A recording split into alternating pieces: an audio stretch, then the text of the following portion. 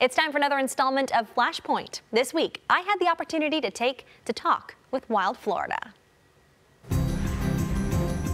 Good morning, I'm Amanda Castro. Florida wildlife is a natural glory in the Sunshine State, and that's why one park allows guests to have the ultimate experience right in the middle of nowhere. And joining us today on Flashpoint is Sam Haught from Wild Florida, and you brought along some special guests. We sure did. Good morning. Well, first of all, let's just not ignore the bird in the room. Right. Who is this that you have with you today? This is Princess. She is a beautiful female eclectus parrot from the Solomon Islands. And she's just one of the many animals that park guests can experience and see when they visit Wild Florida. That's right. We've got something from everybody. We like to say everything from alligators to zebras are in our park. A to Z. That's a good one. So tell us a little bit about what Wild Florida is and where you guys are located. You bet. So we are Orlando and Kissimmee, Central Florida, really the only airboat and alligator park attraction around. We've combined really the best of both things to do in Central Florida and the things that have really made our outdoors famous. We're located just outside of St. Cloud, about 10 minutes south of 192 on Vermont or Canoe Creek, and a little close to the town Kenansville, which really is in the middle of nowhere. And that's the whole idea behind Wild Florida, is to bring you back to when, you know, the very first people came to Florida. That's right. Yeah. So the mission of our park down there is really two parts. One, we want our guests from all over the world to be able to see natural, beautiful, wild Florida and what it used to look like 1,000 years ago. But also we want you to make a connection with animals in general, whether it's an exotic animal from across the world or something native to Florida right here in our own backyard. And speaking of connections with animals, you not only brought Princess with you this morning, but we also have Aerie, if we want to bring her in. And I'm quite excited about meeting her because this little girl, well, she's not very little. She is a sloth. We're just doing the exchange right now. You know, sloths move slowly, so when she comes over, when she's ready. So, Sam, tell us a little bit about Aerie while you're getting her over here. Yes, we just made the handoff. So this is Aerie. She is a two-toed sloth from Guyana, and you'll notice that she's kind of blonde in color. Her hair is this lighter color, and that's primarily because these are a nocturnal animal, so they don't require a whole lot of camouflage to move around during the day. There is another sloth called a three-toed sloth, and those are really camouflaged because they're more diurnal. They cruise around all day long eating plants and vegetables and fruits. Aerie is about 5 years old, and she's one of the most friendliest, nicest sloths you'll ever meet. She is. She's been hanging out in our studios all morning long, and people have been coming up to say hi to her. She is very sweet, and this is just like you said, one of the many animals. You've got a lot of encounters and options for when your guests come to meet animals like Aerie and Princess. Yeah, actually, we have people that come from all over the world just to see our sloths. Somehow, in the middle of nowhere, we have established ourselves as the sloth hangout. And we have people that are just fanatics about sloths. They're really hot right now. Everyone is really interested in seeing them and getting to know them. I think probably because Zootopia aired a little bit about sloths. But they're also just a strange animal that we don't know a whole lot about. And we've been really successful in keeping them and caring for them. We've even had a sloth baby born last year on property. Oh my gosh, that had been really cute.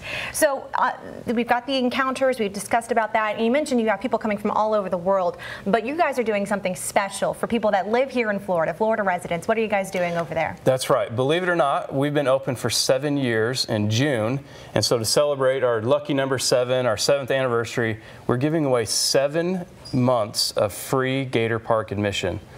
So anybody, everybody, no strings attached. Bring your uncles, aunt, grandpa, dogs, pets, everybody. They're all allowed free to go into our park from June until December 31st. And they can get to meet Aerie, they get to meet Princess, and then we've got even more special guests that they can meet coming up shortly. That's awesome. Thank you so much, Sam. You're welcome. All right, we're going to talk more about Wild Florida after the break, and we have more special guests, so stick around. We'll be right back. Hey, guys. Good morning and welcome back to Flashpoint. Today we're talking with Sam Haught and P.J. Brown from Wild Florida, and you guys have brought on several special guests with us this morning, and today we also have Miss Red and Fluffy. So P.J., walk us through First of all, you've got a snake, just as a necklace this morning. A very large snake, yes. Tell us about Red. So Red is a red-tailed boa. She actually comes from South and Central America, and she's about 9 feet long. The maximum size they'll ever get is about 12, so she's getting up there. They can live up to about 20 years old, depending on where they're kept, if they're in captivity or if they're in the wild. But a 20 years old is about as old as they'll ever get. So. And she's all muscle. Very, very strong, yes. All muscle, so they are constrictors. They're not venomous. If they were venomous, I probably wouldn't be holding her. But she's a constrictor, so they built very well, strong, and if she wanted to, she could wrap around. But she's very calm, very docile, so no danger really right now. And you're not scared at all of her? No, not at all. So I'd be a little more scared of Fluffy, which is a hilarious name for the alligator. Very appropriate. Tell us about Fluffy, PJ. So Fluffy's about 3.5, 4-year-old alligator, native to Florida. So these are the same gators that you would see out in the wild anywhere you go, pretty much in the state of Florida. Now, the reason Fluffy got its name is because alligators are a lot softer than you think.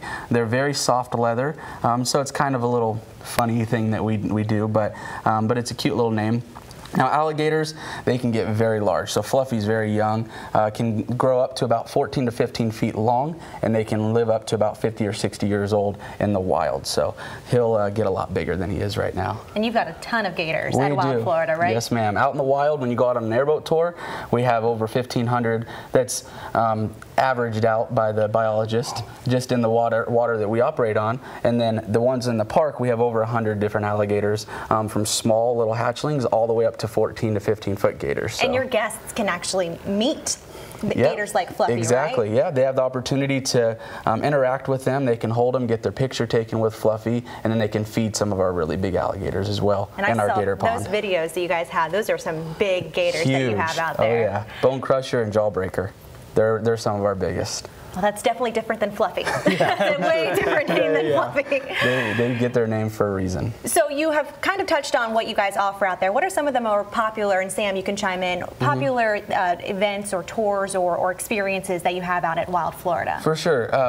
So like Sam had mentioned before, is that we have packaged the best of both worlds. So you can go out on an airboat tour or one of our ranch buggy tours and see all these different native animals out in the wild, but also come in and see them all in captivity and more, like the exotics, for instance, a red-tailed boa, or sloths, or lemurs, or zebras. But then we also have our bobcats, our turkeys, our deer, and all of that in captivity, so you can kind of get the best of both worlds. Now, the encounters that you have, you can interact with some animals like the sloths. We also have a lemur encounter. We have porcupines. You can hold alligators. So to get up close and personal where you might not be able to do that anywhere else, that it really is something that's great. I think Red likes me. She keeps looking at me. Yeah, she does. She must love the color blue. And Sam, you touched on this earlier, but we want to make sure our viewers understand. You guys, Florida residents, can get a chance to meet Red, meet Fluffy. We've got Airy the sloth and Princess the parrot that we had on earlier. They can meet them and they have an opportunity to do it for free. Yeah, absolutely, for free. We're so excited. I think most people have no idea we exist, but we've been around for 7 years. We're really big in the tourist market, but a lot of residents don't know where we're at or that we're even there. And so we're trying to spread the word and get people out there and let them know that it's free admission from June all the way through December for this year. And I'm going to backtrack a little bit, go back to you, PJ. So non-native invasive pythons, they're a menace in the Everglades. So why are they considered a threat? So it's because they're not supposed to be here. They were kind of let go. There's a bunch of different reasons of why they would be around. But whenever they were down, they're down in South Florida mostly.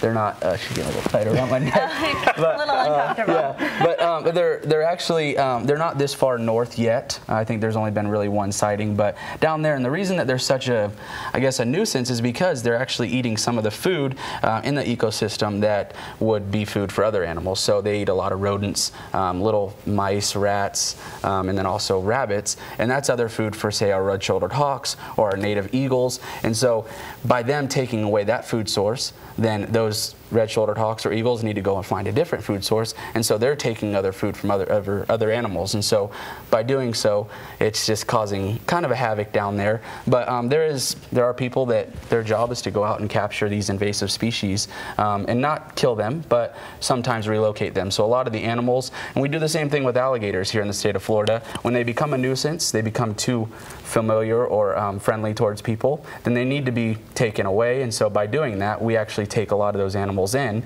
to wild Florida. And so instead of them being taken and killed, they would be taken to us. And so we have the opportunity to kind of put them on display and let people be educated by them. And I think that's the big thing, because a lot of people may not get an opportunity to meet a snake like red, or maybe don't want to meet an alligator or a sloth for that reason. So it's a really cool opportunity to get to know some of these unique and amazing creatures and get to meet them up close, right? That's right, exactly. And that's a big part of our experience is education. We want people to learn about these, learn what to do and what not to do around these animals, and how to keep yourself safe, and really the gators and snakes and animals safe as well. All right. Well, thank you, Sam. Thank you, PJ, for joining us this morning on Flashpoint. Again, we'd like to thank Wild Florida, for coming on this morning. We'll be right back with more news and weather in just a few minutes.